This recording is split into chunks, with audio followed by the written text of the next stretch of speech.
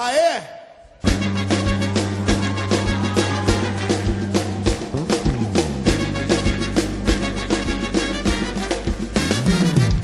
Fogo pra todo lado. Muito bem, estamos de volta para o segundo bloco do seu programa Pinga Fogo, recebendo hoje aqui nos estúdios de comunicação do Grupo H News, nada mais nada menos do que um dos apresentadores, eu diria o apresentador mais polêmico, mais firme, que suplantou os meus colegas, os demais meus colegas, quando foi para a televisão. E realmente ele estava falando aqui no primeiro bloco que falava mesmo com propriedade, com segurança, com postura, firme, forte, e realmente é o que o povo gostou, o que o povo quis, né? Ao contrário do que é feito, do que vinha sendo feito, Raul sempre teve aquela energia e até ao chegar às lágrimas. Eu me lembro de alguns momentos, Raul, eu me lembro em que você se emocionou, cara, quando você estava defendendo quem realmente precisa ser defendido nessa cidade. Eu queria até dizer uma coisa aqui, veja bem, uma das pessoas que certamente protagonizaram a minha saída da TV deve ter sido o prefeito Nelson Trade Filho. Até porque o prefeito, o senhor administra para rico e não para pobre, nós sabemos muito bem disso. Aliás, o senhor tem seus méritos, suas qualidades, claro, mas nós lamentamos que a relação que o senhor manteve comigo foi pessoal, né? Nós poderíamos muito bem ter feito aquilo que o Eduardo falava agora, apontar os defeitos, e a sua assessoria imediatamente vir ao nosso encontro para que essas obras preferenciais, urgentes, fossem feitas, e nós daríamos destaque do mesmo jeito, né? Até porque, enquanto existem avenidas sendo construídas, a população na periferia dessa cidade está passando necessidade, falta de emprego. Aliás, a falta de emprego é uma estratégia do político, sabia, Ademar? Quanto mais pobres forem as pessoas, mais fácil de corrompê-las em épocas de campanha. Por que nós não temos indústrias de grande porte? Nós não temos. Porque a grande indústria que existe no Mato Grosso do Sul se chama a indústria do poder público. É esta indústria que mantém alguns políticos que nunca vão sair do poder porque eles têm o dinheiro na mão. E a legislação eleitoral foi extremamente relapsa nesse aspecto. Ela proibiu os showmícios, só que ela não proibiu a contratação de cabo eleitoral. Se você precisa de 10 mil votos para se eleger, você contrata 10 mil cabos eleitorais, você se elege. Então você vai manter as cadeiras cativas. Então o prefeito, infelizmente, houve entre a gente essa situação e faltou a grandeza para que nós pudéssemos aqui estar somando hoje. Veja você, como é que eu vou admitir que os fiscais da prefeitura batam? Aliás, pobre se roubar uma galinha, vai preso, leva cacete, apanha, vai para o xadrez e está frito. Agora, os políticos de colarinho branco que roubam fortunas, esses são preservados. Até porque está todo mundo comprometido. Todos os poderes estão comprometidos, infelizmente. Então, eu acho que... atende meu celular aqui, por gentileza. Aquele episódio... Essa autenticidade sempre fez parte do Raul. Nós estamos aqui num programa que é gravado, mas vai ao vivo. Aqui a gente não corta nada, não edita nada, não tora nada. Então, tocou o celular, joga aí, não tem problema. Estou tendo liberdade agora. Se mandarem me prender, eu vou falar para o Eduardo preparar a porta dos fundos e uma escada, no meu prédio. É o seguinte... Vamos lá. Ali na rodoviária, no terminal Nova Bahia, por exemplo, aconteceu comigo uma situação inesquecível, onde os camelôs, aquelas senhoras que acordam 3 horas da manhã para vender o seu salgadinho, estavam levando o cacete dos fiscais. Isso é inadmissível. E eu passava naquele momento e entrei exatamente naquela confusão. Então nós defendemos quem? O motoqueiro, por exemplo, Ademar. Esse que trabalha, que está andando pelas ruas, levando e trazendo encomendas, o mototaxista, enfim, esses são constantemente abordados pela polícia. Eu não acho correto, eu acho que quem trabalha merece um troféu, enquanto que os burgueses, os filhinhos de papai de famílias tradicionais, estão dando cavalinho de pau na madrugada. E ninguém faz absolutamente nada, porque até o policial corre o risco de ser transferido se abordar um guri desse.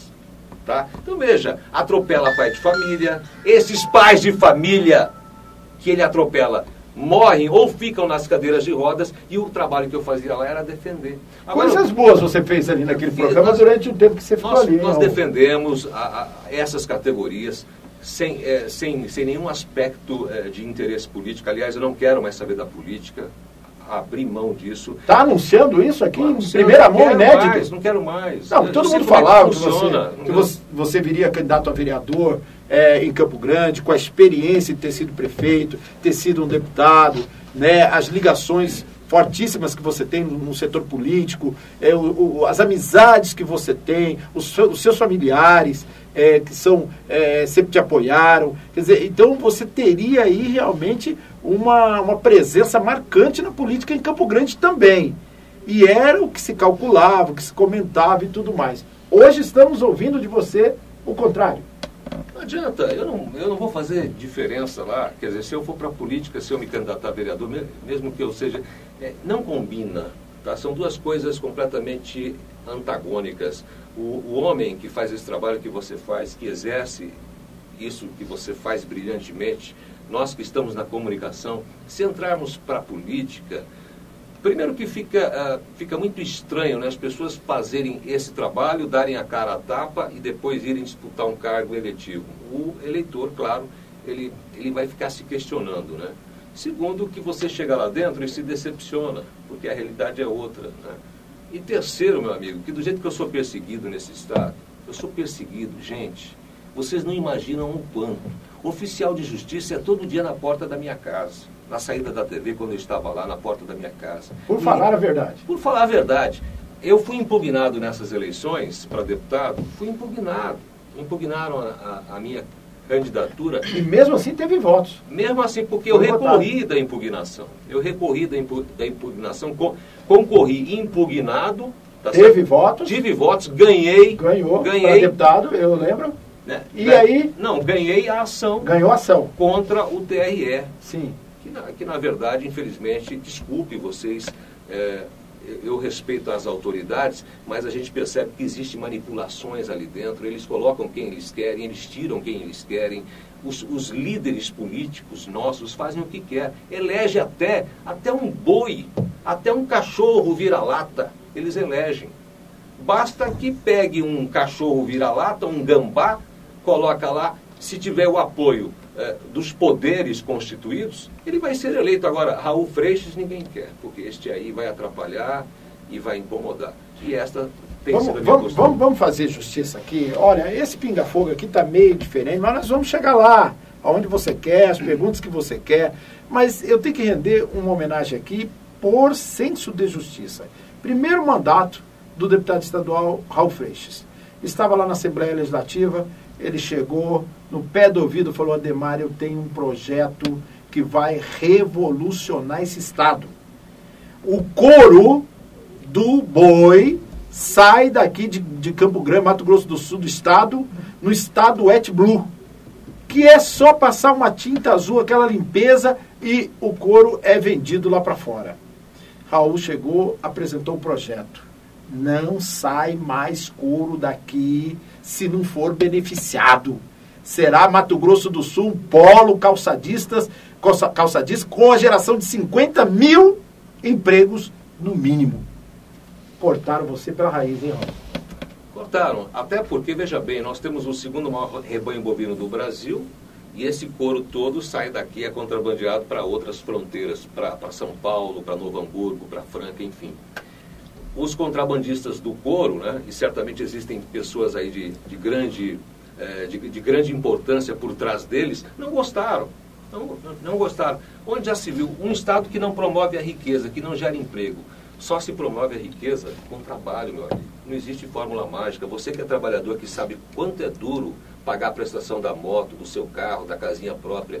O indivíduo que nasce, de repente, da noite para o dia, fica rico, alguma coisa errada tem. E nós queríamos tornar Mato Grosso do Sul o polo central do calçados. A Grandene foi para o Ceará. A Grandene não tem afinidade nenhuma com couro. Houve vontade política, ela está lá, gerando milhares de empregos no Ceará. Por que nós não podemos ter aqui a indústria do couro? Eu sei por quê.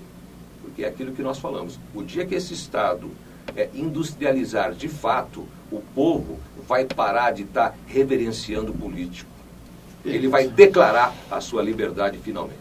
Próximo bloco. Vai pingar fogo mesmo. Raul foi exposto em nível nacional por um programa e com cenas que você vai ver no próximo bloco. Eu volto já já. Ah, é?